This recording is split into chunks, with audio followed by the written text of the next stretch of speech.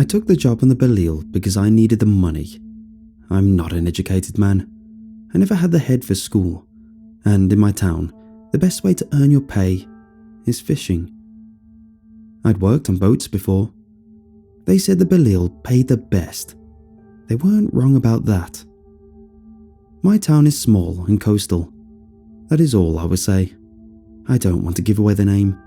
If people knew what was out there, they might come looking, and I don't want that. My reasons will be clear soon enough. Captain LeBlanc told me that he named the Belil after his hometown. It's a little town in the French part of Canada, not far from Montreal. What he was doing so far from home, I'll never know. LeBlanc had a gaunt face, but a full head of healthy brown hair. It was hard to say for sure just how old he was. Anywhere between 30 and 70, I might reckon. His crew was small, and he paid well enough. There were 5 of us in total. Myself, LeBlanc, Tony, Luke and Ian. We'd often go out for a few days at a time, followed by a few days back at home. Truth be told, I preferred being out on the water. Not much to do at home, and idle hands are the devil's plaything. The trawler would depart just before dawn to catch the early morning fish. Some of the crew would sleep, one man would stay up to keep watch. Then, after a few hours, the crew would wake, have a cuppa and set to hauling in the catch. We'd get to work, gutting and packing our haul. The guts went to the gulls. They were thankful for the meat. They knew when it was time to haul, and like cats, they got impatient if we took too long and shrieked at us to hurry up. We'd pack the fish in the hold and keep them in boxes, with a layer of ice to keep them fresh. It wasn't the world's most exciting job, and the process on the Belil was no different than it was anywhere else, but like I said, I was in it for the money, not for adventure. There was one odd thing about the Belil that stuck out to me. See, normally there's not much in the hold, save for the ice and the boxes. You don't need much else. In the hold of the Belil though, there was this tank. Fancy looking tank too, flooded with water and had wheels on it, although it locked to the ground so it wouldn't roll around. No way that the boat was built with it. It had to be a custom job, but I couldn't for the life of me figure out what it was for. I asked one of the other crewmen, Tony, about it early on when I'd just been hired. "It's a holding cell," he said. "Sometimes we catch big uns, not really the kind of thing you put in with the rest of the fish. LeBlanc's got speciality buyers though, some eccentric rich folks looking for something rare. We get one hell of a bonus when the tank's full." "What kind of fish are you putting in there?" I asked. The other sailor just smiled at me, showing his rotten yellow teeth. "Big uns," he repeated. "Stick around, good time of year to catch them. I could use the extra pay." That was all there was to be said on the matter at the time. I didn't dwell on it. My curiosity would be sated soon enough. "Up, boy." The bank shook me awake. We departed about 5 hours prior, and I'd taken the time to get what sleep I could. Groggy, I dragged myself out of the sunken cot I'd been dozing in. One of the other crewmen had brewed coffee.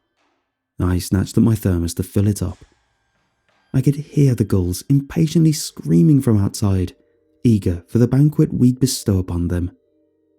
"Good haul this morning," Tony said. He clapped me hard on the back. "Hop to it, it ain't gonna haul itself. Come on, ladies." LeBlanc had disappeared into the wheelhouse, and while Tony wasn't formally in charge, he acted the part. I didn't much care for Tony. He was stocky but not chubby, with horn-rimmed glasses and a 7 o'clock shadow, and a slicked back hairdo that looked like the one I'd seen on every asshole motivational speaker who ever BS'd his way through a sold-out event with the same advice you get from Care Bears. He reminded me of Ty Lopez if he starred in Super Size Me. He wore a wedding band, but how he'd convinced a bird to marry him was something I'd never understand. I'd breezed past him and out onto the deck. The other 2 guys were hauling up the catch, and I moved to help them. Between the 3 of us, with Tony standing back and yelling orders, we managed all right. "That's it, lads. Beautiful haul." I heard Tony yell as the net was set down. Yet, as it moved, I saw movement deep inside it, something bigger than a fish. I squinted before I saw it. In amongst the squirming, silvery bodies of our catch was what I recognized as a human hand. I grasped for it, perched on the edge of the net. "Hold up," I called. "Someone's in there." "What's that?" one of the other men asked. I think it was Luke. "Lower the net, I see a hand," I called and waved for them to do so. I saw Luke move with the controls and lower it. As he did, I saw a figure pushing themselves above the fish, and I heard a voice. I think it was human. It sounded human, or close enough that I could not tell the difference, but I did not recognize the words. Tony had run to the net as soon as it was low enough for him to do so. I didn't notice the grin on his face as he reached for the hand, helping the person inside out. I knew it was a woman. Her tangled hair looked odd. It was a mossy, greenish colour. There looked to be wounds on her neck. "She needs a doctor," I remember saying, but neither of the other men paid any mind to that. "Get the tank," Tony said. I saw Ian take off, rushing down into the hold. Captain LeBlanc had stepped out of the wheelhouse and was watching as Tony and I pulled the girl free from the pile of fish she'd been in. Her skin felt cold and slimy to the touch, and when I saw a long, slick body with silvery scales, I would have sworn we pulled a large fish out with her. It took me a moment before I realized what I was seeing. That girl's lower half looked like a fish. She had shining, silvery scales and twitching fins. She said something in whatever unknown language she spoke, and I saw her weakly trying to push herself away from Tony. I ended up backing off of her, but Tony held her tight. Come on, he said, unconcerned by the fact that he was holding a mermaid. He just led her to the hold and peeked over to make sure the tank was in place. Her tail slapped against the deck. She tried to force herself out of his grip and very nearly succeeded. She would have if Luke hadn't caught her. "Bring the tank around," Tony called. I could hear it rolling along the floor of the hold, but I stood dumbstruck, unable to react. This was a mermaid. A real-life mermaid. I didn't snap out of my stupor until I watched Luke and Tony toss the struggling creature into the hold. I heard water splash and wet flesh smack against the glass. "Close her up and lock her in," Tony cried. "We're getting a bonus, boys." He looked over at me, grinning wide from ear to ear and showing off his disgusting yellow teeth. "Big 'un," he said, his voice brimming with pride. Luke stared down into the hold, watching as Ian rolled the tank back into place. I watched the disoriented mermaid swimming around inside, desperately looking for a way out. I could hear her babbling in her own language, no doubt begging us to throw her back, but no one listened. No one but me. I looked up at Captain LeBlanc. He smirked before returning to the wheelhouse. I saw him reaching into his pocket for his cell phone, no doubt ready to make a call. "All right, back to it, boys," Tony said. "The gulls are screaming. It's breakfast time. Don't keep 'em waiting."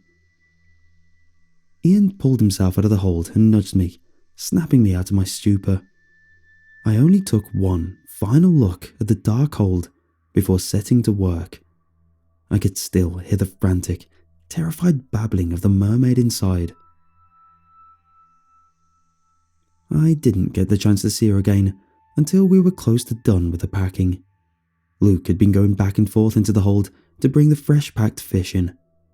I had my station to tend to, but as we set the nets again and got ready for a few more hours of trawling, I had my chance. Nobody cared to stop me as I went down to the hold. I didn't mind the stink of fish or the cold. I can't imagine the mermaid did either. She sat at the bottom of a tank, completely submerged and almost curled into a fetal position. The position seemed so human. Everything about her from the waist up seemed human.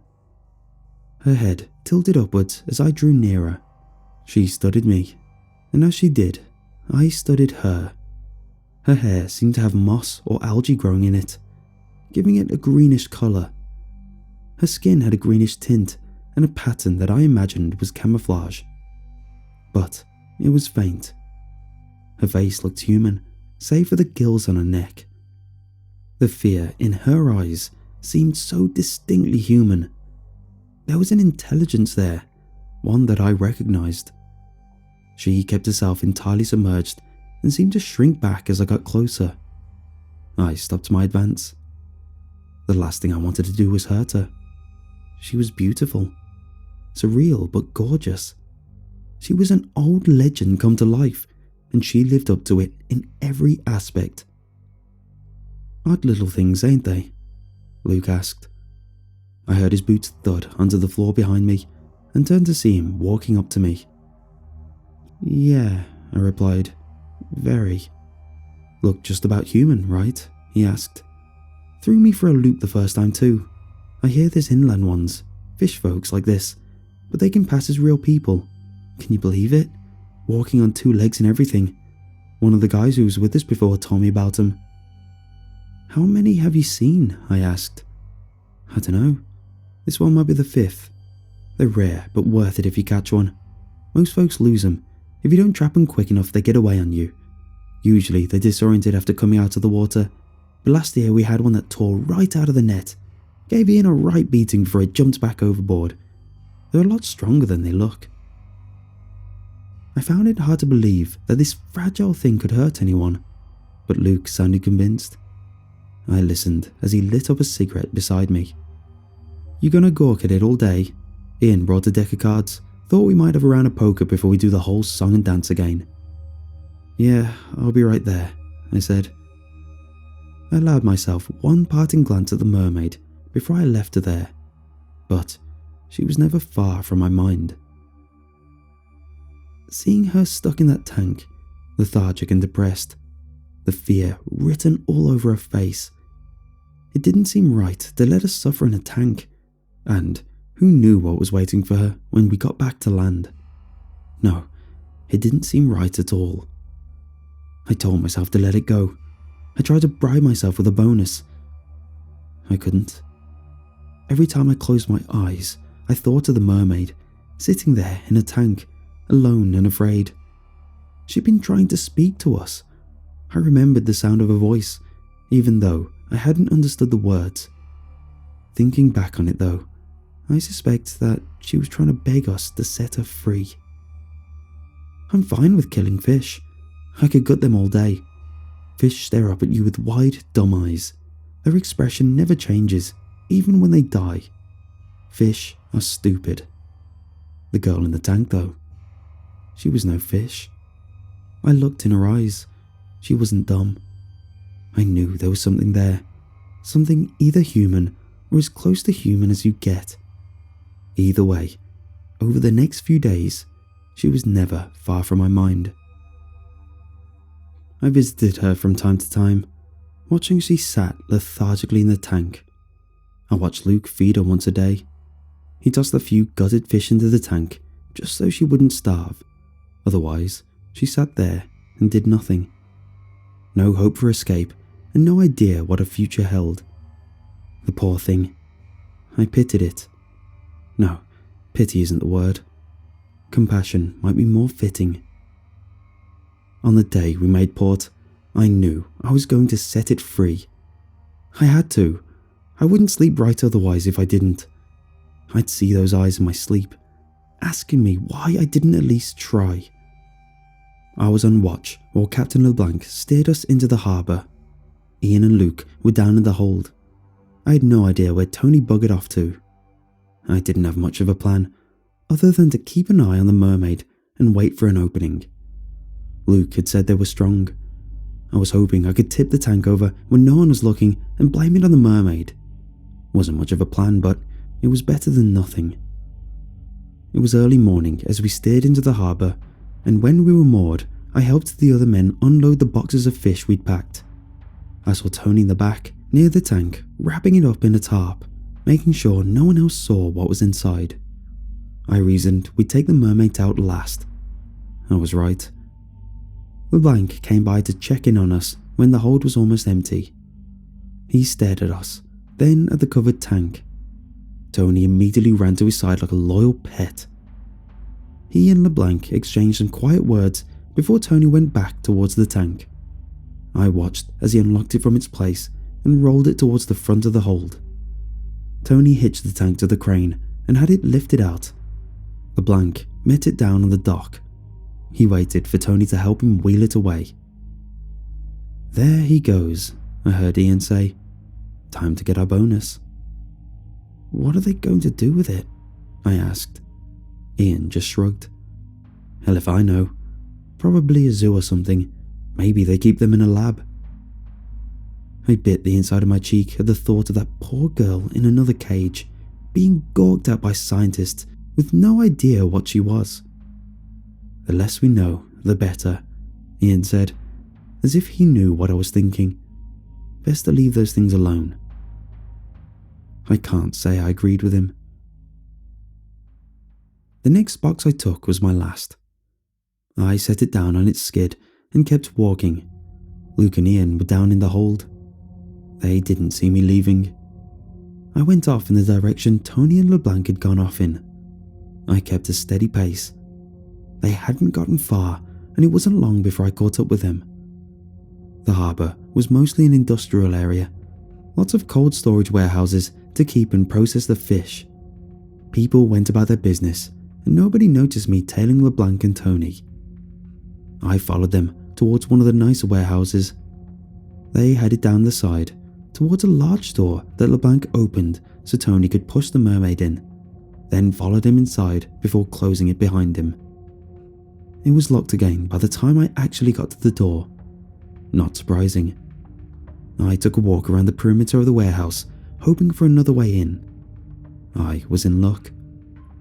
There was a formal set of doors that I found unlocked, and I quickly pushed my way inside. In my single-minded purpose, I hadn't yet determined what I would do when I found the mermaid. I couldn't just run away with her, and we were far enough from the water that she likely wouldn't have made it back to the ocean in time before she asphyxiated. But I didn't care. My one focus was finding the mermaid. That was it. In the end, I suppose, I got what I wanted. I could hear voices up ahead and kept my footsteps quiet as I headed towards them. I recognized one of them as Captain LeBlanc and strained to hear his voice. Understand that the location is not quite the most exquisite. However, if you want a delicacy fresh from the depths of the sea, where better than at its edge? I saw light through a doorframe up ahead and stayed close to the wall as I peeked through it.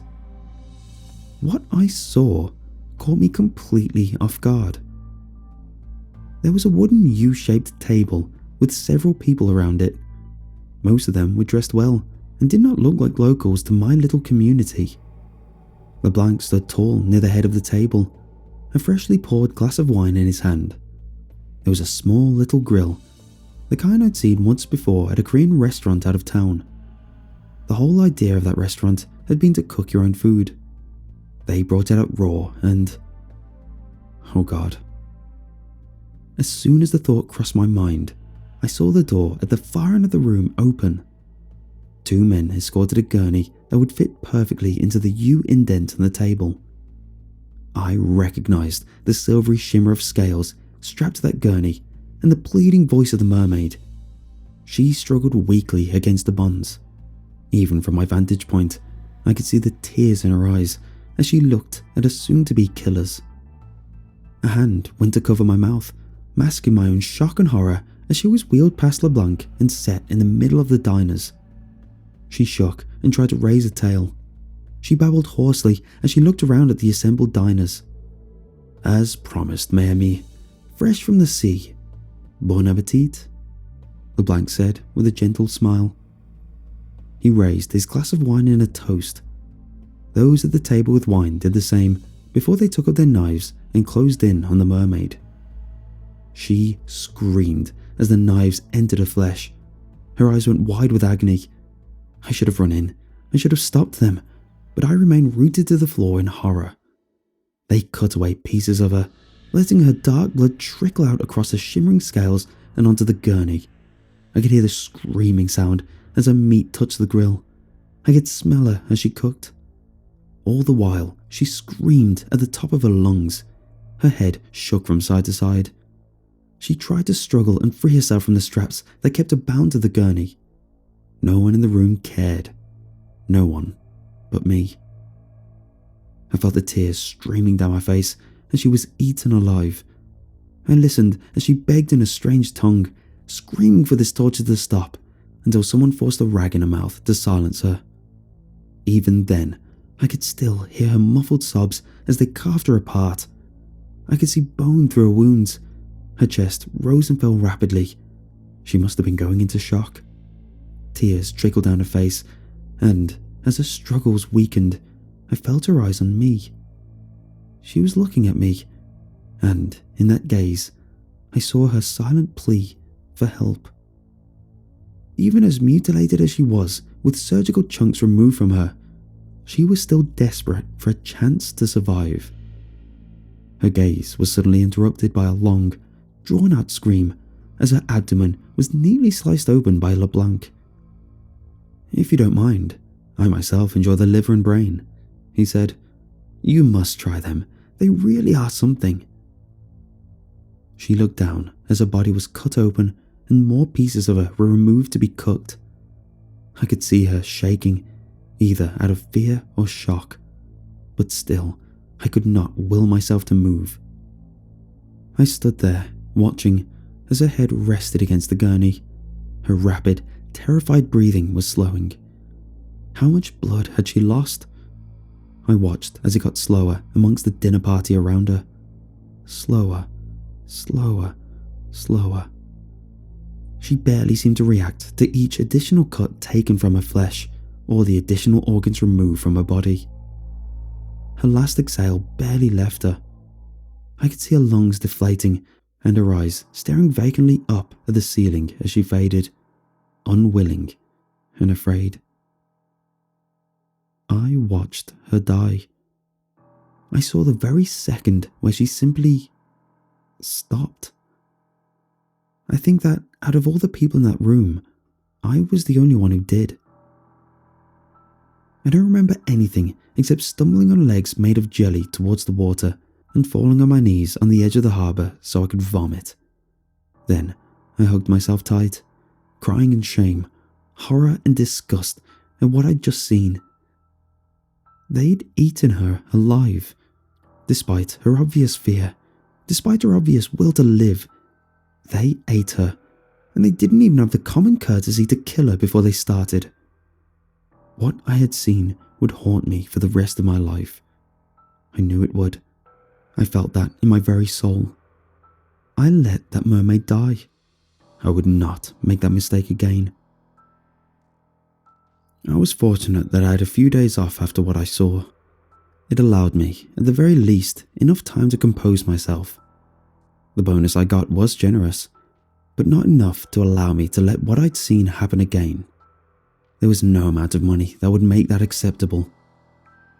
When the time came for the Belil to go out again, I didn't speak a word of what I saw. I focused on my work as best I could. The hungry screaming of the gulls made me uneasy now. The simple act of sliding a knife through the gut of a fish did as well, as did the sight of their pinkish organs. Still, I bore it and let my mind return to the mermaid. I obsessed over everything I'd done since I first laid eyes on her. I thought about what I would do different. I knew it was only a matter of time before we saw another one, and when we did, I would save her from that bloody fate. I wouldn't fail another one. It was over a month before I got my opportunity. It was much later in our trip that we found our second mermaid. We were already on our way back. Time would be short. As the net rose out of the water, I could see her arm hanging out. She was desperately trying to pull the net and break it to escape. "Ho ho! We've got a big un, boys," I heard Tony yell. Luke let out a cheerful whoop as he brought the crane around to deposit the haul onto the deck. Ian had already taken off to get the tank and wheel it into position so we could toss her in, just like we'd done before. I could see the mermaid struggling in the net. She displaced fish as she fought to get free. She was far more spirited than the other one had been. Her scales had a greenish sheen to them. Her messy hair had the same algae in it, but she cursed at us in the same foreign language. "Well, well, we've got a fighter," Tony said. "Luke, give her a drop, will ya?" Luke let the crane drop her, and I heard the mermaid cry out in pain. Tony was immediately on top of the net, opening it and working to pull the disoriented mermaid out. He called for me to help him, and of course I did. Together, we dragged the disoriented mermaid towards the hold so we could drop her into the tank. I watched as she plummeted into the water. She rolled over inside of it, bumping against the glass and thrashing as she tried to escape with no success. "Lock her in, Ian," Tony said. "I'll go break the news to the captain." He grinned, flashing those ugly yellow teeth of his, before taking his glasses off to clean away the specks of water on them. I watched them go before I went to help Luke start gutting the fish. The seagulls were hungry. Time to feed them. I joined them at the little work table we'd set up, and then picked up a knife to help them get started. The work went by in a blur. The movements were almost mechanical. Gut the fish, toss the innards, wash it, pack it in the box. Gut, toss, wash, pack. Gut, toss, wash, pack. Gut, toss, wash, pack. The knife felt slippery, but comfortable in my hand. I kept my head down and focused on the work until it was done. I tried not to think about the mermaid, but I could hear her babbling angrily in the hold. The last one had been scared. This one was angry. I imagined her struggling on the gurney, screaming in rage, and finally terror as she was cut apart. My grip on the knife tightened. I tried to block the memories and mental images out of my mind. Gut, toss, wash, pack. Gut, toss, wash, pack. Gut, toss, wash, pack. Gut, toss, wash, pack. Gut, toss, wash, pack. Oi! As Ian took the last box of fish down to the hold, Luke shook me gently on the shoulder. "We're having a game of poker. You in?" "Yeah, give me a minute. I'll clean this up," I said. He nodded. "All right then, thanks mate." He patted me on the shoulder and took off. The knife still sat in my hand. I didn't let it go. I set to work, cleaning up the tables and putting most things away. The knife stayed in my person though. The sun was starting to go down. We were due in port sometime tomorrow in the early afternoon. I wondered if they'd eat the mermaid immediately again, or perhaps they'd rush to get her served since we'd gotten in a little late. It hardly mattered. I looked up towards the wheelhouse where Captain LeBlanc was. I could see him through the window, looking out at the darkening horizon. He'd probably weigh anchor for the night, soon enough to turn in. I could see some coastline nearby. Not our port, but close enough to land. We were on our approach back home. These waters weren't good for fishing. Too shallow, too many rocks. I could see the lights of civilization far in the distance and a few boats even closer to shore. A good distance ahead of us, I could see a small outcrop, too small to be an island, but awfully far away from land. I was sure I'd seen it before, but I probably paid little mind to it. It was never important to me before. We'd pass it in a good 15 minutes or so. Tony, Ian and Luke were all below deck, not in the hold, no doubt having a drink, playing cards and getting ready to turn in. I knew they were waiting for me. Not wise to keep them waiting for too long. With a knife in my hand, I turned and headed to the wheel box. Captain LeBlanc barely turned his head to acknowledge me as I entered. "Something you need?" he asked. His tone was level, not angry, inquisitive. I remembered the way he cut the screaming mermaid open. "If you don't mind, I myself enjoy the liver and brain," he'd said, and I wondered if he'd eaten her brain. LeBlanc looked over at me, confused by my silence. He said my name again, tearing me out of my thoughts. "Is everything all right?" he asked. I looked him dead in the eye. The knife was gripped tightly in my hand. He hadn't noticed it yet. It was now or never. He gutted her without so much as flinching as she struggled. He hadn't seen her basic humanity, and yet here he was, on the verge of killing yet another beautiful creature, and again I felt as if I could not lift a finger to stop him. I stared into his eyes, my own wide as I felt myself shaking. "Are you okay? You look white as a sheet." LeBlanc reached out towards me. The next thing I knew, the knife was in the side of his neck. I launched myself at him, forcing us both to the ground, as his hot blood splurted over my hand. I pulled the knife free of him. He weakly pushed against me, but he did not have the strength to stop me. My teeth gritted to stop myself from screaming. I brought the knife down again. It glanced off the side of his head, leaving a deep gash in his face. He struck me, almost forcing me off of him. "No," he grunted, defiant of his fate, defiant like the mermaid. He too wanted to live. I brought the knife down again. It found a home in his eye. LeBlanc screamed a strangled, agonized cry. With all of his remaining strength, he pushed me off of him. Frantically, he kicked to both keep me at bay and push himself away from me. I scooted back onto my rear, watching as LeBlanc tried to pick himself up. The knife jutted out of his eye socket. I saw his remaining eye wide with terror. He looked at me as I leapt to my feet and came for him again. He could only desperately raise his hands to defend himself, as, in my madness, I seized him by the hair and slammed his head against the rear wall of the wheelhouse. He grunted in pain and tried to pull away from me. He twisted his body, his back towards me, and I clumsily pushed him forward. He half fell, half stumbled toward the dashboard.